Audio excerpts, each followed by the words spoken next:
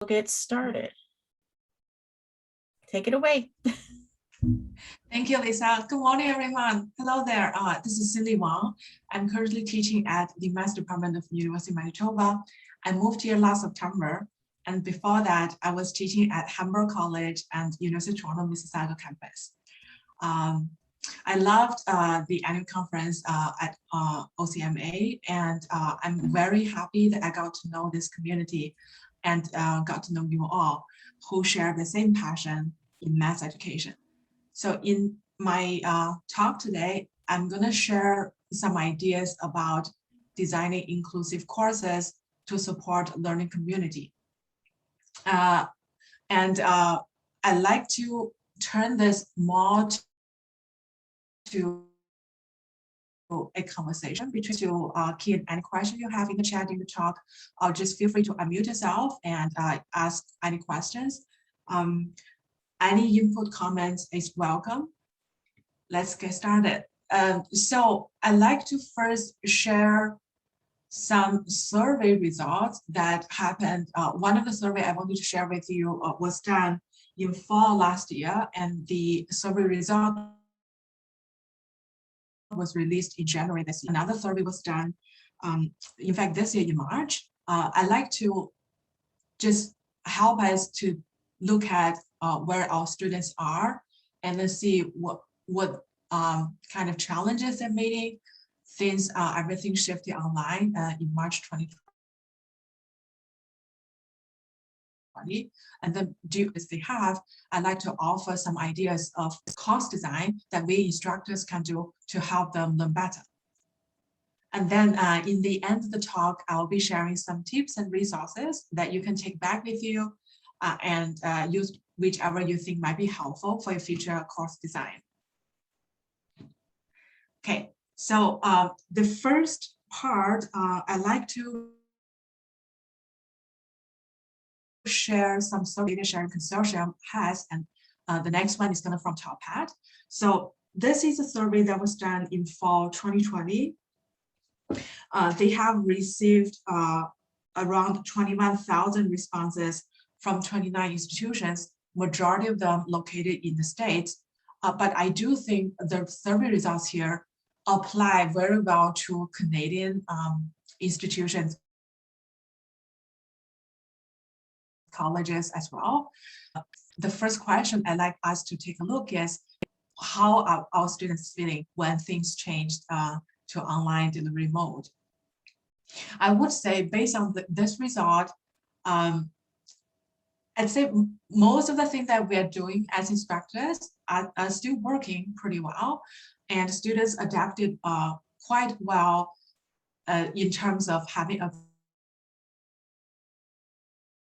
access to courses and interacting with the professors and keeping track of what's happening within the course. But naturally, I mean, it should be no surprise to us all that students don't feel that the courses done online are equally well done compared with an in-person class.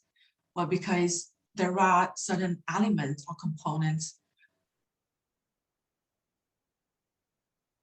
that's lack, and there's very little for us to do there, which I will address.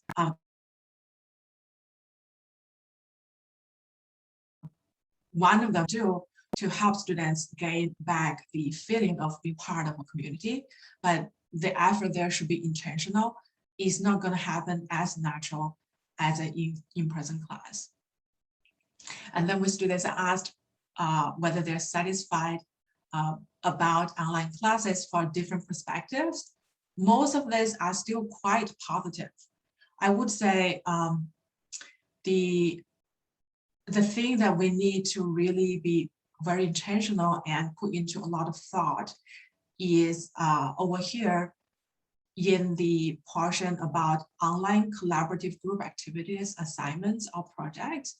So apparently only less than half the students feel satisfied or very satisfied when it comes to group activities, assignments, and projects. And this challenge is real. It is, I mean, when you think about in-person class, we already have met this challenge many times. It's hard to put students into a working group and have them work on activities or assignments. Because as we are all aware, a group dynamics elements that can come into the picture and affect whether that group is effective or not. When we're in person, this might be easy for us to monitor because we can see students when they're working together, and then we can interrupt an issue in class. But when things shifted online, we can't really see what's happening. Even when it's synchronous online lectures, when we place students into breakout rooms, it's still quite hard to observe how are the interactions happening, right? Especially if you have a large class and you have multiple breakout room discussions happening at the same time. We really need to, even if we're very intentional, it's still impossible to observe what's happening simultaneously in all of these groups. So later on, when I share my course design ideas, I will offer some of the things that I've tried in my course when it comes to designing online discussion groups and online activities. And then this next page is more about whether our students have access to technology, to Wi-Fi connections, to laptops or computers to get our online course done. Some of the very basic elements that I think many of us tend to take for granted, but we think that our students in this day and age should have no issue of having access to laptops, to Wi-Fi connections, to a quiet space to do their coursework. It might not be true. So what I suggest is for us to get to know our students ahead of time before the semester starts and to get a sense of how many of your students may not have access to these basic things. And if that's the case, is there anything we can do? Is there anything for them overcome these challenges, even before they start taking their course? So what happened with my course in fall 2020, when I first started teaching at U of M, after I surveyed my students, I found, so in a class, this is in a class of about 120 students, there were 2 of them who did not have internet connection because they don't have reliable Wi-Fi connections. So, I mean, when such things happen, individual instructors, there's very little we can do, but what we can offer is, so what I did is I shared some financial support that U of M has for students in general. So I connected them with, they got some financial support to purchase a new internet connection plan at home so that they can start taking online courses. I'm sure that for all colleges and universities, there's probably a similar office or a group of people who are taking care of students' well-being and financial aids. And many of our students actually are not aware of these resources. So at least I think what we can do is to connect them with these people who are taking care of them with these resources that they can apply for to help them to get access to these things. And then at the next few pages, these are survey results that come from a survey that Top had, which is a company that offers services like similar to iClicker or Clicker some of you have used before. We don't have subscription to this company. This survey is not, even though it's funded by this company, but is open to everybody. You can download this report from the company, and I will share the link at the end of this talk. So what happened in this report is they surveyed more than 3,000 students in multiple institutions. Majority of them, again, is in the States. About 12% of the institutions that go back to this survey report are from Canada. And it was done in early March this year. So I would say the data here is more recent compare it with the one that we look at just now, which give us, I would say, a better insight about where our students are today. So the first thing that captured my attention is this particular question, when students are asked about what matters to their higher education experience when it comes to on campus and when it comes to the role of faculty members are playing. So when they talk about on-campus experience, you notice that the highest or the thing that I care about the most is in fact having access to recreational facilities such as fitness and wellness centers. Well, I guess it's we might expect students to mention like, I love attending lectures or tutorials on campus, but unfortunately that's not the case.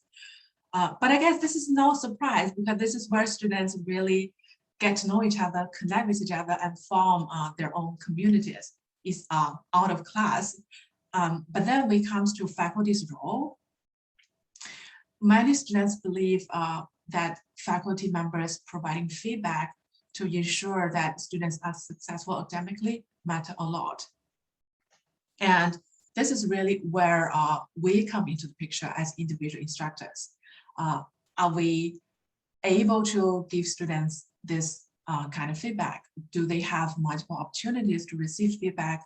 Are we able to connect with them and talk with them to help them to succeed academically? And I believe many of us put into a lot of time and effort in this aspect to help our students. And we do it not only in class when we're teaching. If you think about it, we also spend a lot of time out of class to connect and help our students. And then when it comes down to the question, so what matters the most? What should we like invest in the most? It turns out that students really care about community.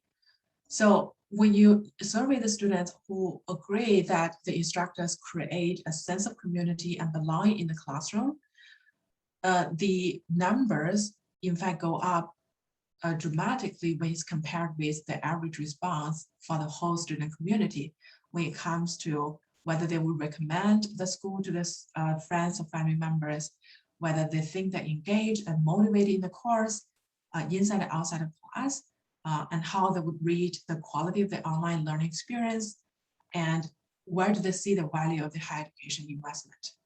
So from when you look at all of these different dimensions, if a student think their instructor or feel the instructors have created a sense of community and belonging, these numbers all go up compared with average response, which also give us the clue that really learning community matters, and it matters a lot to our students' experience.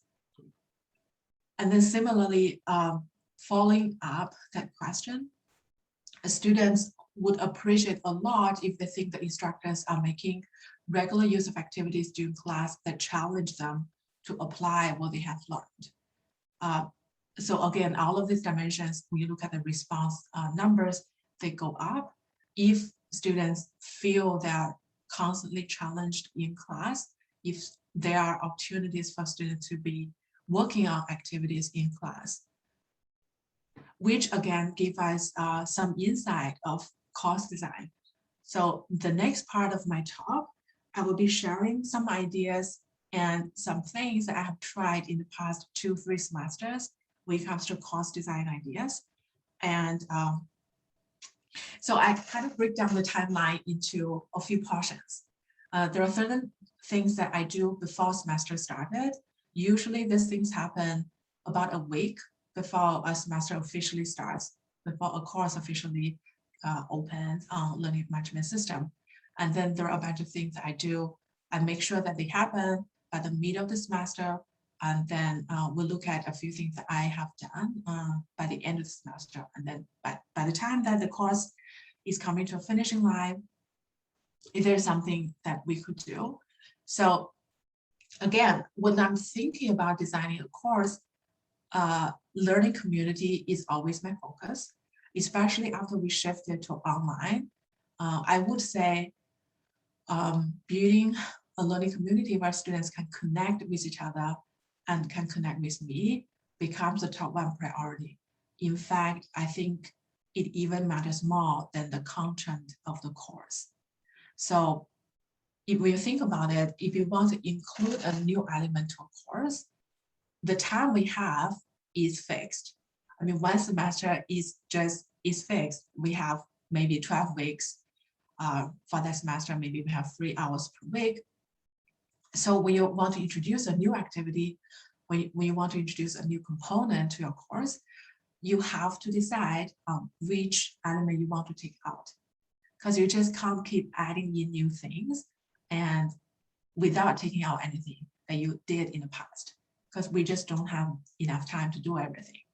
So in fact, for one of the courses I taught, I took out 2 topics because I debated with myself a lot because I still, even at this moment, I still believe that that decision is the right thing to do. I'd rather my students be able to understand the topic that we do for the semester well and understand them deeply instead of touching each and everything just on a superficial level. So that's the decision that I made. I'm not saying that it's the right thing to do, but I think it really depends on your individual course. It depends on the individual station. And sometimes we just can't change the list of topics that we need to cover. We can't change the list of learning objectives that you have to achieve for the semester for the course, especially when you're not the one who's running the course. I know a lot of us are teaching in a big team with a course coordinator. So if you're in that situation, there are still things that you can include in your course without sacrificing things that you can't really negotiate. Anyway, so let me get started. So the first thing I did is to send out a pre-semester survey, and I'm going to share with you what's in the survey. So about a week ahead of time, when students started register and enrolling into my course, they would receive this link once they're in my course, because I can see the list of students growing every day. So whenever there are new students coming in, they will receive the link to the survey. I'll be asking them a bunch of questions that help me understand them a little bit better, help me understand where they are, their background. And so these questions, the first few about their identities, how would they like me to call them? And then also I like to know what kind of math courses they have taken in the past. So this helps me. This helped me when it comes to choosing what examples or what prior knowledge that I can assume students know. A lot of times we assume students know certain things when they really don't, and that may cause problems later on. And then I also ask them whether they have access to laptop or Wi-Fi connections. And this is where I discovered some of my students really don't have access to these things. And this is where I could tap onto the resources offered on campus and connect them with those people and those offices to get themselves ready before the semester starts. And then the next few questions, I'm trying to teach my students growth mindset without just telling them that the idea straight away. So instead, I ask them about their experiences. What's your hobby? How did you get good at it? And usually when they answer these 2 questions, this question, they would say, I got better because I practice a lot. And then I usually share these responses with my class the first time we meet. And then I share with them, hey, this is what you told me. You got good at this because you practice a lot. And math is the same thing. If you want to be good at it, you practice a lot. And that's, so from the beginning of the semester, we try to set the tone that nobody is good at certain things from the beginning, but we can get better by going through a lot of practices. And then I also ask them what concern or questions do they have about the course.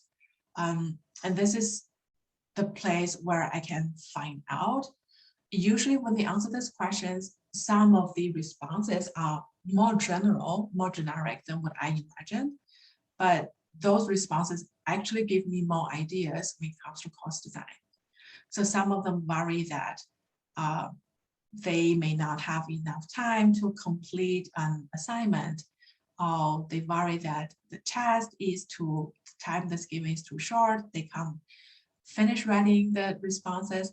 So, and these all come from their past experience, right? So they probably have been through a course in which they were not given enough time, in which there was not enough flexibility, etc. So I would be more intentional when it comes to their concerns when I'm designing my course. So that's one thing that I did, a pre-semester survey. And then of course, make sure that you follow up with them, right? So when they tell you that they are running into these challenges, when they tell you that they have these issues or concerns, please make sure you do follow up. Because if you don't, then they probably think that maybe you didn't even look at the responses, so they won't respond to your future surveys. And then the other thing I did is sharing a welcome message. So I'm going to share with you what my welcome message looks like. This is, again, is hosted on eCampus Ontario's H5P studio. It's an H5P, which is an interactive presentation. So I share this link with my students. It's also hosted on Learning Management System. This is the first thing they see when they come to my course on the Learning Management System. So basically what I did here is I put all the information that they need to know about this course together. So the first part, I'll be introducing myself a bit. I'll share my course syllabus, and then the survey link is here again. So this is actually a practice that I learned to do a couple of semesters back. So we share a course content with students. Really, anything that you do when you deliver a course, ask yourself, is there multiple channels for my students to have access to this information? Usually more than one place is a good idea. So this survey showed up here as well. It's the same thing. And then I included a video of myself, introducing myself, introducing my teaching philosophy with my students on the next page. So you could do a short video of walking students through the learning management system as well, especially if you have year one students who has never used the LMS in your school before. That's also a good thing to share with them so that they know where to find what. And then I would share what kind of technology we'll be using for the course. So we use open textbook and we do social annotation on the textbook. And in order for them to use it, I walk them through how to join hypothesis, how to make your first annotation, where to find our book, and how to join the discussion forum. So everything is here. So the goal is after they finish watching this presentation, they should be ready to get started. And this usually, again, is shared about a week ahead of time, so that students have enough time to go through all of this. I mean, when you think about online courses, there are so many things that's happening at the same time. It's very easy for students to feel overwhelmed. So I think it's very important to give them enough time to get themselves familiar with all the technologies you can include in your course, to get themselves comfortable with the learning management system. Then that's about it. So it's relatively short. I mean, 5 or 6 pages, but all these essential information they need to know are all here. Okay, I'm going to pause. I think there are chat messages coming in. Okay, what subjects do you teach, Xinli? So I teach almost all year 1 and year 2 math courses here. So far, I have taught calculus 1 and 2, multivariable calculus, discrete math, introduction to math proof. And when I was teaching at Hamburg College, I teach business math. Okay, let me continue. The other question was about the survey tool. Was that MS Forms that you used? Yes. Yes, the survey was done in office. We are a Microsoft school, so I try to stay within office products.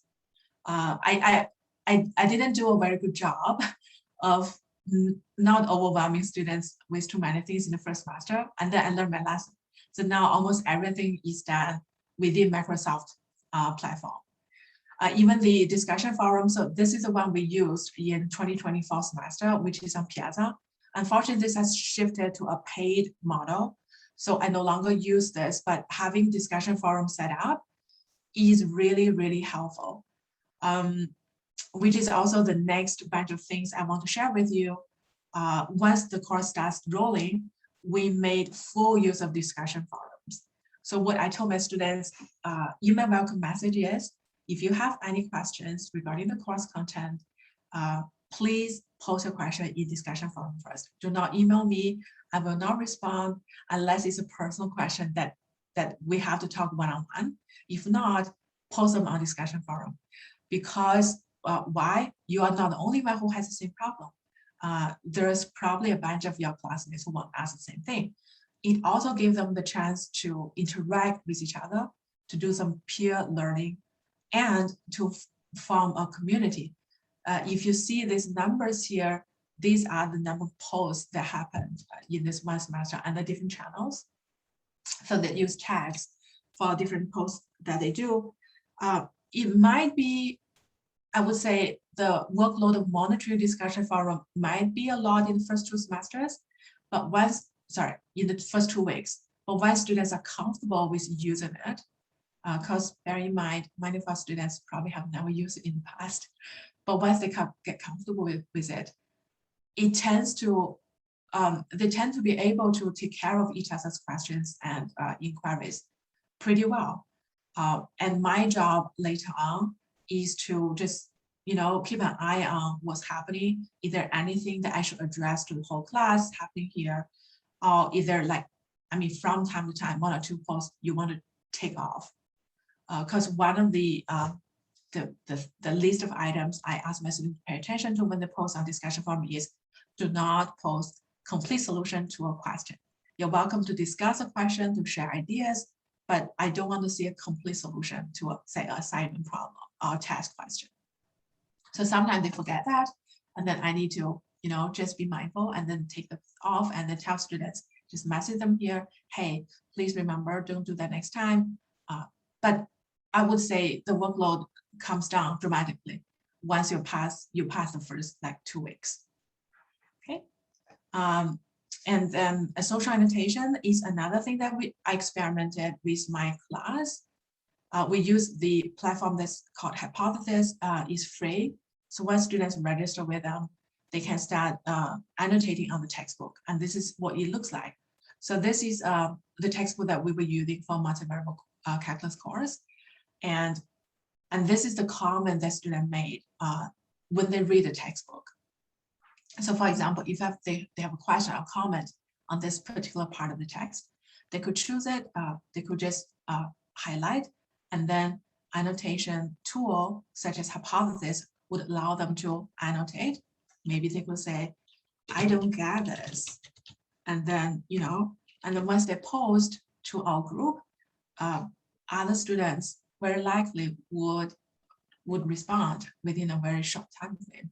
And then I'm also monitoring the discussions and comments happening here. So these get responded on quite, I would say, timely manner. And a lot of students, again, this is new to them. So don't expect everybody to take it up. But for those who do use it, they do share later on in the course how useful it is to be able to read the textbook in this way. And then there's also mid-semester survey happening. I usually get this done in the 5th or 6th week, depending on whether you have midterm exam planned. You want to do this maybe before that happens, so that if there's anything that you can do differently, I'm going to share with you what this mid-semester survey looks like. It's a very short stop, start, continue type of survey that I do.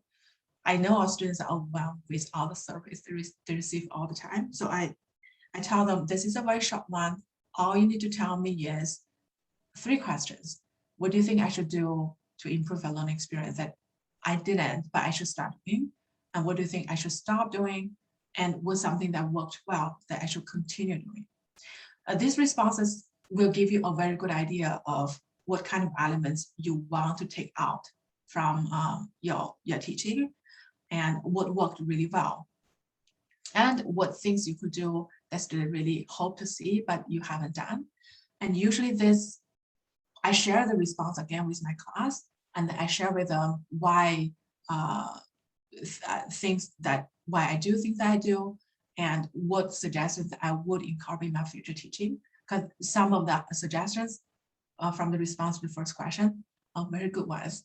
And then I would usually start doing those things if I think we could for the future, for the course going forward. Okay, so once these are out, you receive the responses. Hopefully the second half of the semester, you know, students will have a better learning experience.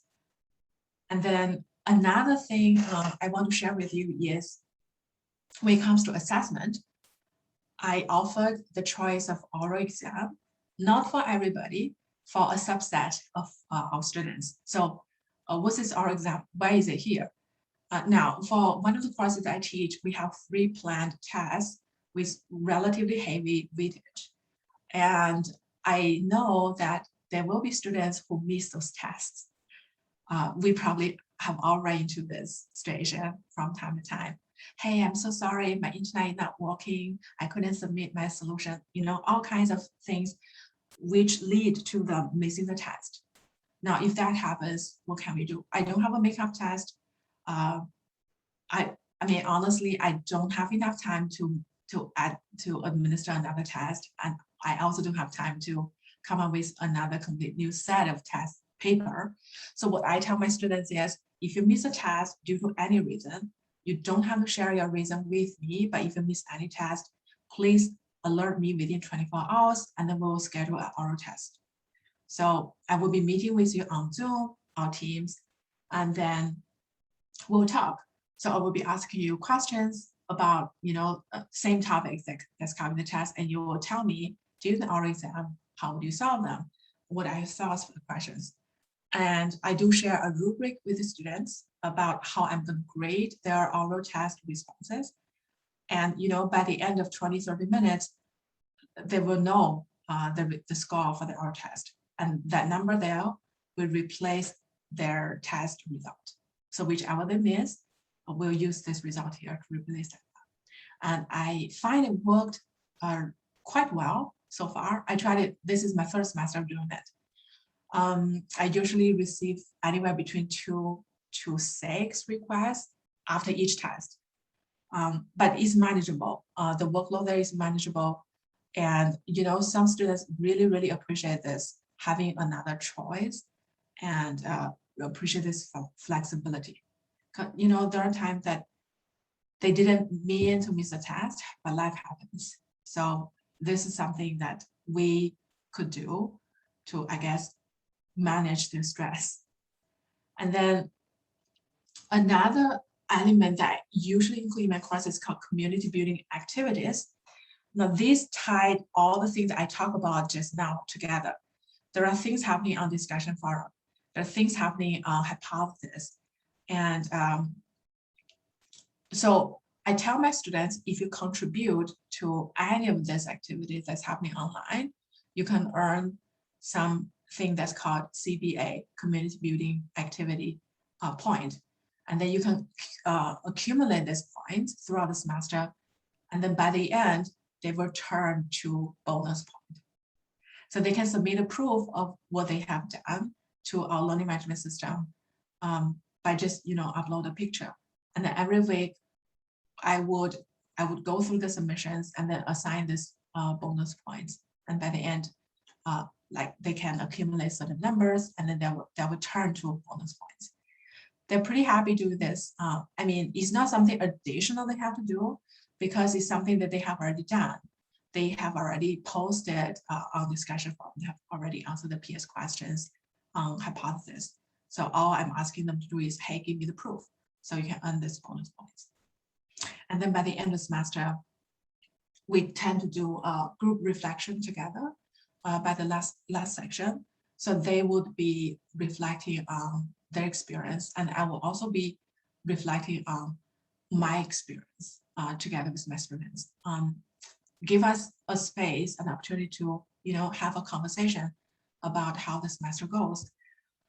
And this is the place where I can really get to understand how the course went and what my students' experience are like. And of course, we always talk about bonus points. Some of these come from the CBA points, and some of these actually are student suggestions. So they tend to ask me, hey, can I do this? Can I do that to earn some bonus points? My answer usually is yes, why not? If they are engaged with the course content, I'm more than happy to accept the proof that they have mastered the course, right? So sometimes my students would make videos explaining one or two topics from the semester. Some of them would do a revision video for the class before test 3 happens. So I happily accept all of those. Those are proof that my students engage with the course content, that they are genuinely interested in learning. So those will turn to bonus points. And I have a section in my syllabus that explain how students can earn bonus points as well. Okay, so these are, I would say, majority of the ideas and things that I tried in the past. And again, I'm not saying that you should do all of this. Pick and choose, and then think about your course content. Think about what your need is for that particular course, and feel free to borrow any of these ideas here. The last part of my talk, we're coming to the end. I'm hoping to save a lot of time for us to exchange ideas and talk to each other. So the last part, I'd like to, share some resources with you.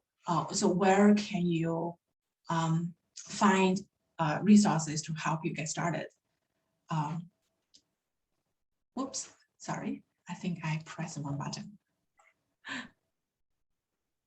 Let me see whether I can turn this to full screen. So slideshow. There we go. Yeah. Some tips in general, make sure you follow up with students, especially if you send out the survey. Please make sure you share the result of the survey with your class. And it's always a good idea to share with the students about why you do what you do in your class. So tell them, why do you choose to include this thing in the course? Why do you choose to teach in this way? Why do you choose to do, say, breakout room group discussions in general? And make sure you're present, and also make your expectations clear. Sometimes we assume that students know what our expectations of them are, but it's always a good idea to just tell them directly, maybe on your syllabus, of what your expectations are. You expect them to be respectful. You expect them to be present. You expect them to hand in their work on time.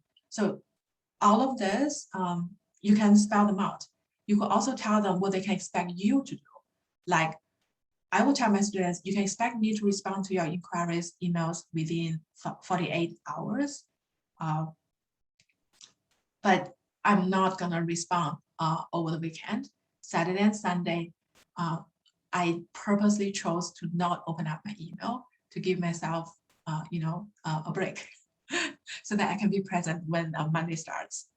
And most importantly, have empathy. Many of us are going through a difficult time, especially since the pandemic started. Same with our students. So when they ask for accommodations, when they ask for extensions, when they tell you they can't make it to the test, when they tell you they miss a test, my first response is always try to be understanding, and then try to see whether this is some opportunity for me to build into my course design to give them more flexibility. So have empathy. That helps me connect with my students a lot. And then three links that I share here in the presentation is, first is Inclusive Pedagogy Toolkit. so this is a list of items that you can go through to make your course more inclusive. It could be as simple as including an alt text message on a picture that you include in your course material, include captions in the video that you made, to something more comprehensive to make the whole course inclusive. But there are many ideas there that I find helpful, and many things that I did not realize until I read about how to make a course inclusive. And then Do It program is again a place where folks who are focusing on inclusive design usually refer to. They have many great resources there on the website. And then the last thing I really want to show everybody is a community building online open resource. So the website is here. So this is again, community effort, which is shared back to the teaching community. Over here, you can find a lot of activities that folks have tried for, in particular for online courses that helped building a learning community that helps students to get to know you, to get to know each other. And some of these activities you can do on a weekly basis. For the first 2-3 minutes, you could do authors. There are many activities here that are, I would say, great choices if you want to foster a community on a continuous basis. And you could also pick and choose again, depending on what you want to achieve. Are you looking for ice-breaking activity? Are you looking for something that build students' learning community on continuous basis? So there are many choices here, and feel free to try out any of these in your class. People also share what happened when they try these activities in the class. So you may want, to see what kind of response they got from their students first before trying it out in your class. Okay, so and then here's my references. Again, I will share this presentation with everybody. And if you are interested in learning more or reading more about any of the resources I mentioned in my talk, feel free to go there. Or if you have any further questions, everybody's welcome to get in touch. You can find me on Twitter. I'm fairly active there, or you can just send me a message, an email. That's and I think I'll stop at this point. Thank you very much for spending this time with me this morning. And now I'm going to open up the chat. We have a few questions. One was from earlier, was about your survey response. What sort of response rate do you get on your surveys? So depends. Now, if we're talking about the pre-semester survey, I usually get a higher response rate than the mid-semester survey, I would say. Because, well, I guess the reason is when students are joining a class, they are also fairly nervous. So they tend to respond to this pre-semester survey more compared with the mid-semester survey. And I also suspect by the time when they're in week 6, they are exhausted already. Exhausted from the coursework, exhausted from the work. So when they have another thing to do, they may not be so keen to take it on. But I still would be average receive at least anywhere between 15 to 25 responses. I mean, for a big class of 120, I could receive maybe 30%, 30 to 40%. But if I have a class of 60, I receive anywhere between 15 to 25 for mid-semester survey. And there's been some interest in the rubric that you use for your oral exam. Yes, I can share that. So I could, let me see whether I have a hyperlink here. If I don't, okay, I'll put a hyperlink on the oral exam. So I will make sure that link point to my rubric that I use for the oral test.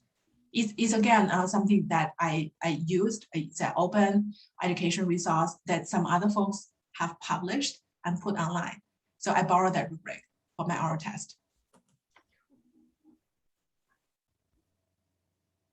I think that's all that I've seen in the chat in terms of questions. Is there anybody else who have questions? You can put your hand, you can use the reaction button, put your hand up, unmute yourself, put something in the chat.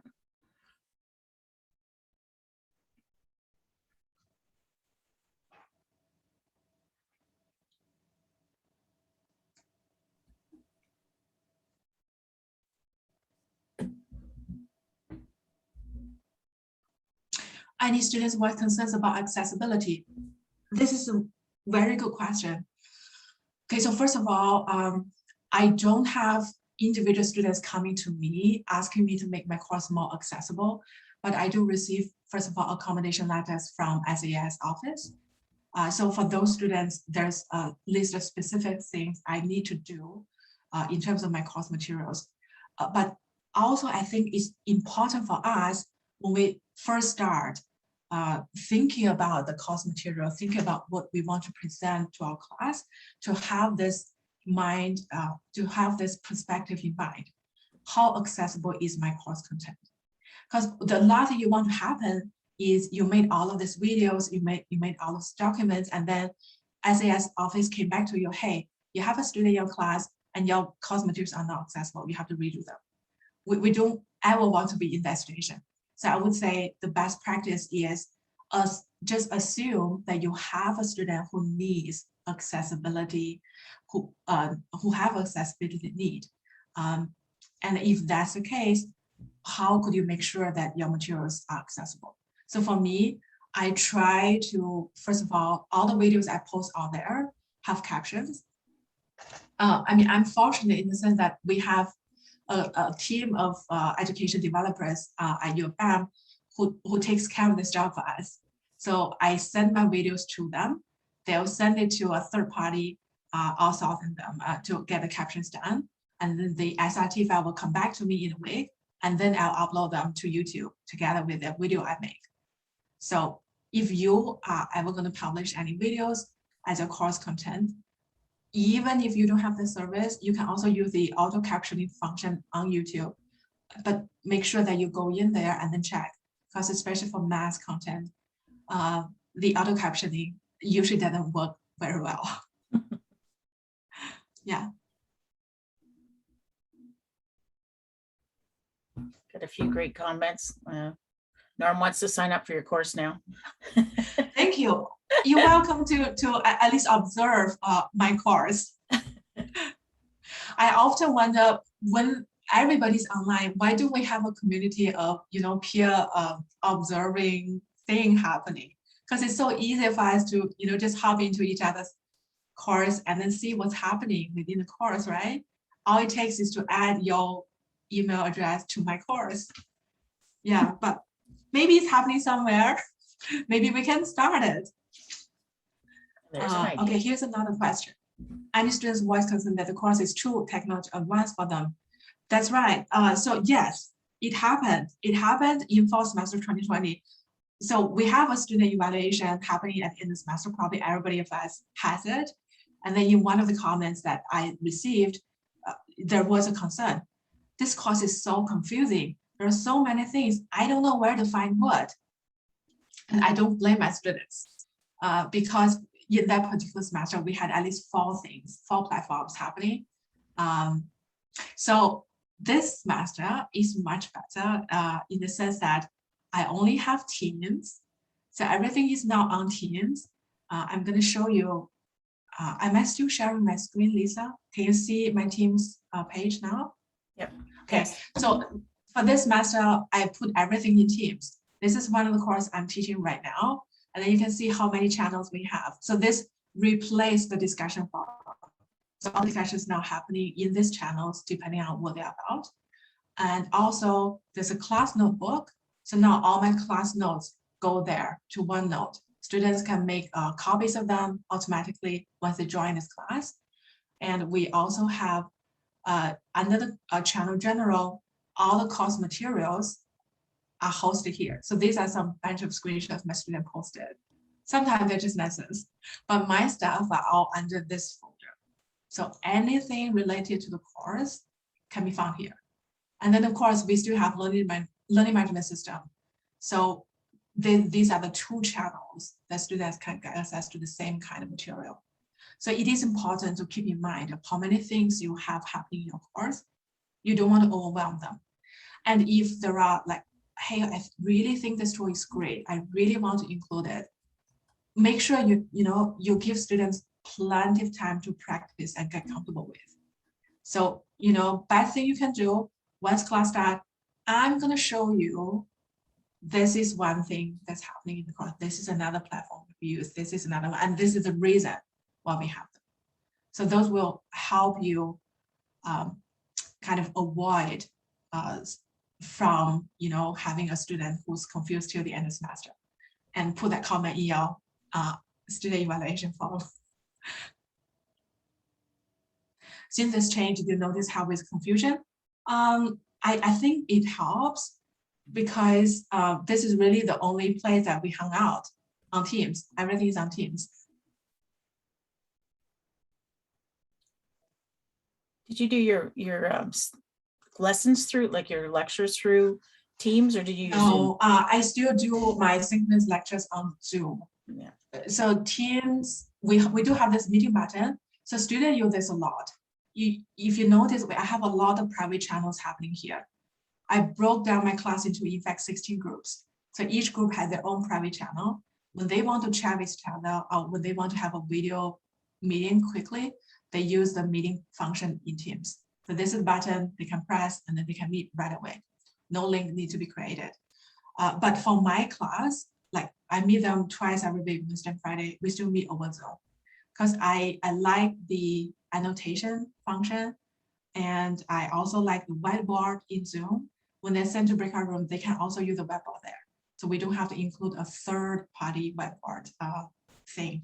They can just use the one in Zoom. Yeah. But thanks for the question. Any other questions? Nope, I don't see new ones. Hopefully I address all your questions in the chat. I may miss one or two. Please feel free to get in touch after the talk.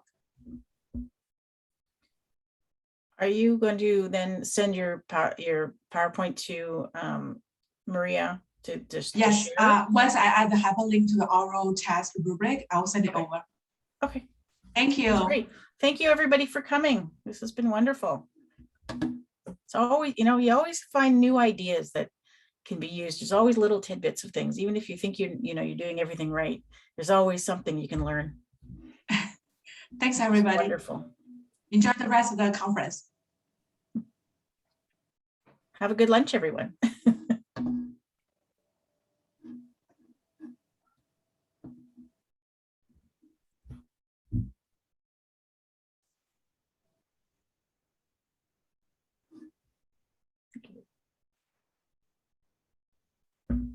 So will you guys get a chance to do some afternoon things, you think?